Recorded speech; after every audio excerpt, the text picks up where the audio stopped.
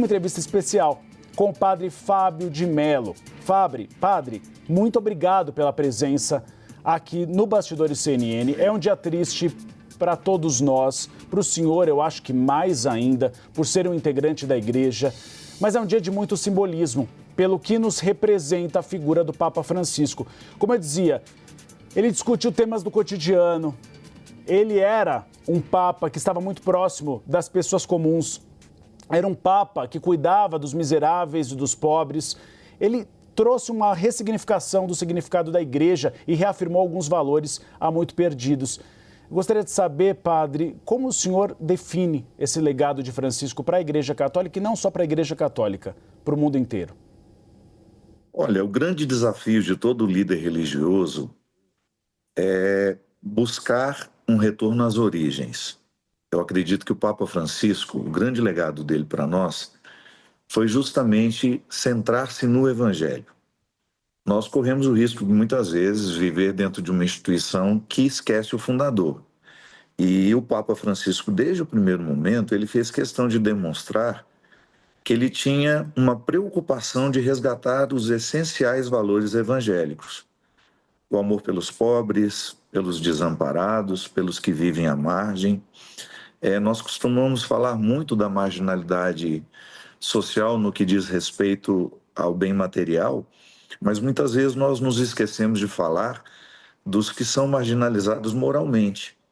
E o Papa fez questão de incluir todos dentro do seu discurso, e não só dentro do seu discurso, como da sua prática. Fez questão de encontrar os diferentes, fez questão de estar com eles, de ouvi-los, de vestir a pele dos que sofrem a dor que nós muitas vezes desconhecemos, porque também é muito próprio do mundo religioso nós falarmos de coisas que nós não entendemos, dar palpite em vidas que não nos dizem respeito. E o Papa soube fazer tudo isso com muito respeito, né? Falar com as pessoas, ouvir a dor que elas sentiam e tentar, de alguma forma, criar um espaço para elas dentro da igreja. Nós não podemos admitir um evangelho que exclua, seria contraditório com Jesus. Então, eu acredito que o Papa Francisco, ele teve a coragem de trazer o lado indigesto do evangelho, já que nós muitas vezes orbitamos dentro de um contexto religioso glamourizado, de um Cristo glamourizado, e para usar uma imagem, ou até mesmo uma linguagem muito própria dos dias de hoje, um Jesus meio gourmet, quando na verdade, quando a gente chega dentro do coração do Evangelho, a gente encontra um Jesus fazendo escolhas muito difíceis, muito indigestas, e que nem sempre nós estamos dispostos a elas. E eu não posso me dizer cristão se eu não sou capaz de fazer as mesmas escolhas de Jesus, se eu não tenho os mesmos pensamentos que ele, se eu não tenho os mesmos sentimentos e atitudes que ele. Eu acredito que o grande legado do Francisco seja nos recordar a dimensão indigesta do Evangelho para a qual muitos cristãos não estão dispostos. Como você mesmo disse, padre, acolhedor. Ele acolheu os casais do mesmo sexo, quando ele defendeu que sim, eles devem estar no seio da igreja. Ele acolheu aqueles cristãos que estão em países majoritariamente, por exemplo, islâmicos, visitando uma mesquita em um país islâmico. E ele acolheu até uma das imagens que eu acho mais emblemáticas, um menino que chorou na frente dele porque o pai era ateu. E ele disse que acredita que o pai esteja ao lado de Deus. Então ele trouxe essa tentativa também da Igreja Católica de trazer novos fiéis em um momento em que a Igreja Católica é colocada em xeque com o aparecimento de novas religiões, né? E na verdade, eu acredito que o Francisco nem tinha tanta preocupação com o crescimento de outras religiões. Porque se outras religiões crescem e o bem prevalece no mundo, eu acredito que nós estejamos todos no caminho certo, embora tenhamos compreensões diferentes de fé. O Papa, ele tinha um profundo respeito por quem cria diferente. Ele insistia muito que todo discurso religioso que tem o direito de ser diferente, que ele pelo menos trabalhe com dois princípios fundamentais às necessidades do mundo, que é o amor a Deus e o respeito ao ser humano. Uma religião que preza em respeitar o ser humano, em promovê-lo em fazê-lo cada vez mais dentro de um contexto que ele possa ser, que ele possa crescer, que ele possa evoluir, será sempre uma religião bem-vinda. E o Papa, ele tinha uma postura muito firme, muito categórica em relação à necessidade de trazer a bondade de volta ao mundo. Um mundo marcado pela divisão, pelas polarizações políticas que dificultam tanto o encontro entre as pessoas. Ele foi, sem dúvida, um pontífice, né? Ele foi uma ponte, um lugar de conversa, um homem muito dialético que fez questão de servir-se ao diálogo interreligioso, mas ao diálogo que é mais difícil, que é o dentro da igreja.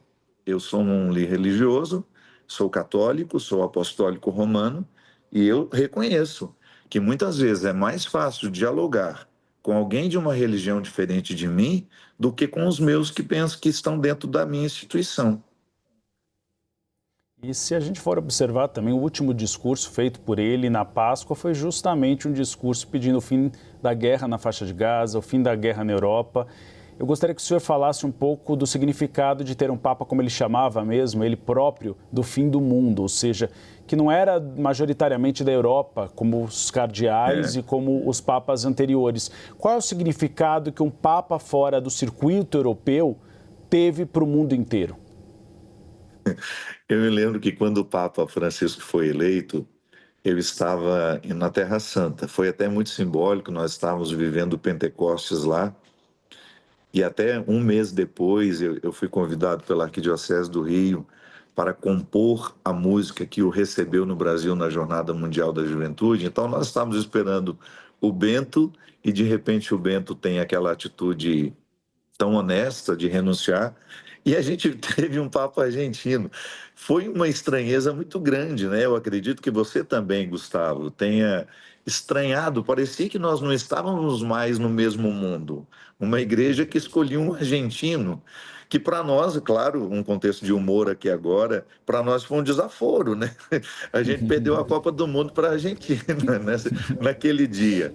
E quando ele chegou com aquela simpatia toda, ele chegou com aquele jeito tão simples, tão direto, dispensando não a liturgia do cargo, pelo contrário, ele exerceu com muito zelo a função dele, mas ele dispensou os excessos que ele considerou que poderia prejudicar a comunicação dele com o mundo de hoje. Se o ouro, se a cátedra facilitavam o discurso com o mundo no passado, Bergoglio entendeu que talvez neste momento seria mais interessante buscar a prata, que é um pouco mais humilde que o ouro. Também é bonita, também é nobre, mas é um pouco mais humilde, está mais próxima do povo. E todo esse significado novo que ele trouxe, um Papa da América Latina, né? Ele protagonizou muitas coisas. Eu acredito que hoje, quando a gente se despede do pontificado do Papa Francisco, a gente está se despedindo de muitas novidades que ele nos permitiu ver, sentir, presenciar. Então, nós seremos sempre muito gratos a ele, porque tivemos um Papa muito próximo de nós. Algumas oportunidades eu tive de vê-lo de perto.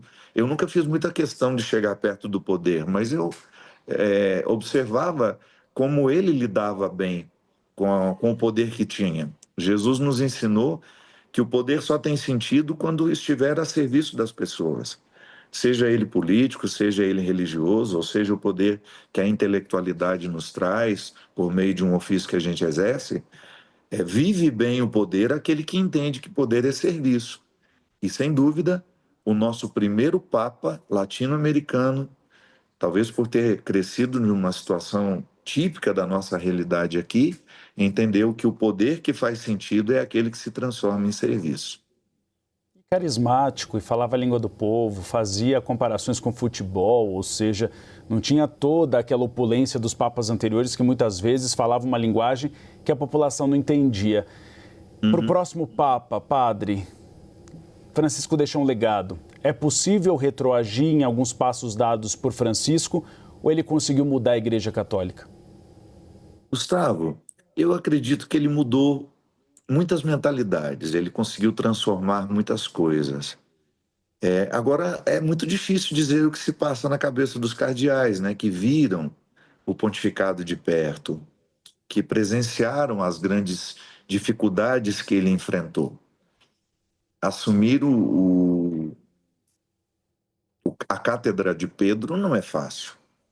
Requer muita disposição interior, requer muita saúde espiritual, imunidade espiritual. Então, eu não faço ideia de como os cardeais se comportarão agora diante da possibilidade de dar continuidade ao que Francisco propôs ou de retroceder. Nós vamos esperar para ver. Padre, para finalizar, vamos tentar fazer um exercício de síntese. Em uma frase, qual o grande legado do Papa Francisco para o mundo? Recordar-nos que o Evangelho é indigesto. Que por mais que Jesus seja... Oi? Não, pode encerrar, pode encerrar. E por mais que o cristianismo esteja difundido no mundo de hoje, a essência cristã é muito difícil de ser vivida. E em muitos segmentos cristãos pode até haver religião, mas não há Jesus. Eu acho que o grande desafio de Francisco foi nos mostrar que o evangelho só tem sentido se Jesus for o centro. Ele levou muito isso à frente. Nós conversamos com o padre Fábio de Mello. Padre, muito obrigado. Eu não tenho como agradecer a presença do senhor aqui na CNN Brasil. Foi uma honra a conversa, muitos ensinamentos. Fique com Deus e agora esperamos que o novo Papa tenha o mesmo carisma e enfrente os mesmos desafios de Francisco. Obrigado, Padre. É isso mesmo. O Espírito Santo conhece as nossas necessidades e ele nos fará um bom serviço lá para eleger o próximo. Obrigado, padre. Bom feriado para o senhor.